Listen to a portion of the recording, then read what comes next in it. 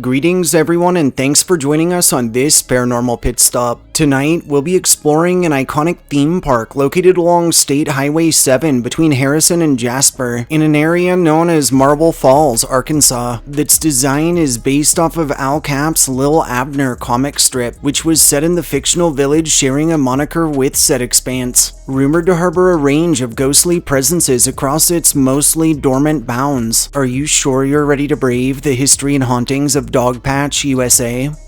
Historically, in 1966, one Albert Rainey Sr. would list his family's trout farm in the Ozarks through realtor O.J. Snow. However, after surveying the property, it would occur to Snow that the old range was actually perfect for an amusement park based on the pioneer era, and he, along with 9 or 10 interests headed out of Recreation Enterprises Incorporated, or REI, would set to work on developing this land. The group would ask for and gain permission to use Lil Abner from creator Capp as their park's figurehead, and serendipitously, Capp would actually state that when he drove through the Ozarks, he actually felt it to be the picture-perfect setting for his fictional Dogpatch USA. On Tuesday, October 3rd of 1967, the park's groundbreaking ceremony was held. On May 17th of 1968, Dogpatch would open its doors to around 8,000 visitors, after which the name of the community post office was actually officially changed to Dogpatch, and subsequently, in October of the same year, one Jess Odom would purchase shares from REI members and would become the expanse's controlling interest, further expanding and modernizing the park as its popularity grew.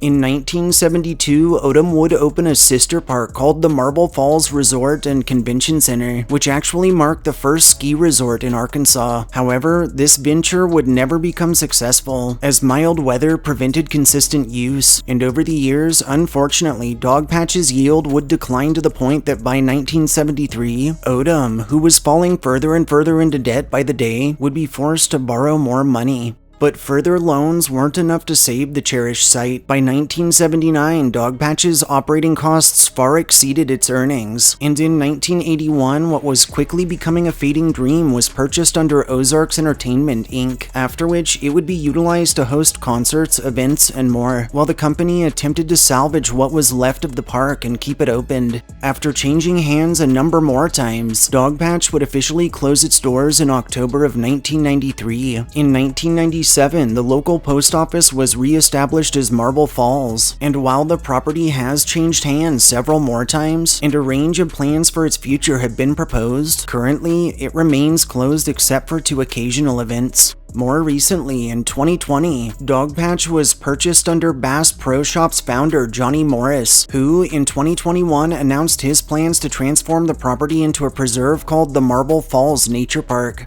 While it's currently uncertain how long said plans will take, when the nature park opens, it's expected to feature wildlife tours, angling courses, horseback riding, educational programs, dining, drink, and more. While in its early years, Dogpatch was a vibrant and exciting place for fans to bring their families for vacation or for some well-needed R&R, and while former owners poured their all into the endeavor, today the site looks like something straight out of a horror movie, with silent log cabins, abandoned rides, and rust or decay covering a good bulk of its surfaces. Incidentally, it's believed that the souls of those connected to and of those who cherish Dogpatch in lives since past remain, and to date, a slew of local legends and ghost stories shroud its bounds, with those who have braved them reporting disembodied voices and the chatter of crowds heard from empty spaces, phantom footsteps in creaking wood that often followed the living ominously around, and both commotions and shadowy figures detected within locked structures.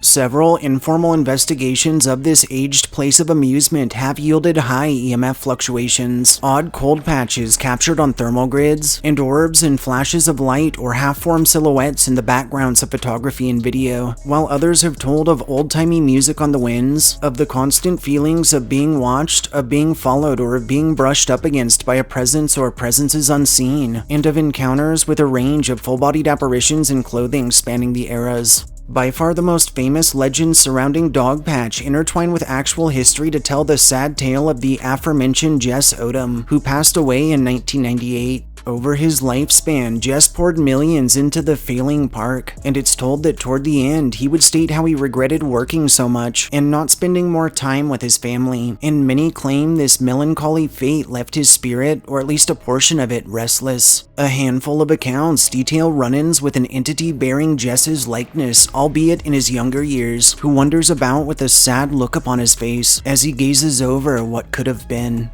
Thanks for joining us on this Paranormal Pit Stop. If you enjoyed hearing our histories and ghost stories, subscribe to our channel, like this upload, and share us with anyone you feel could use a good scare. We'll catch you all next time.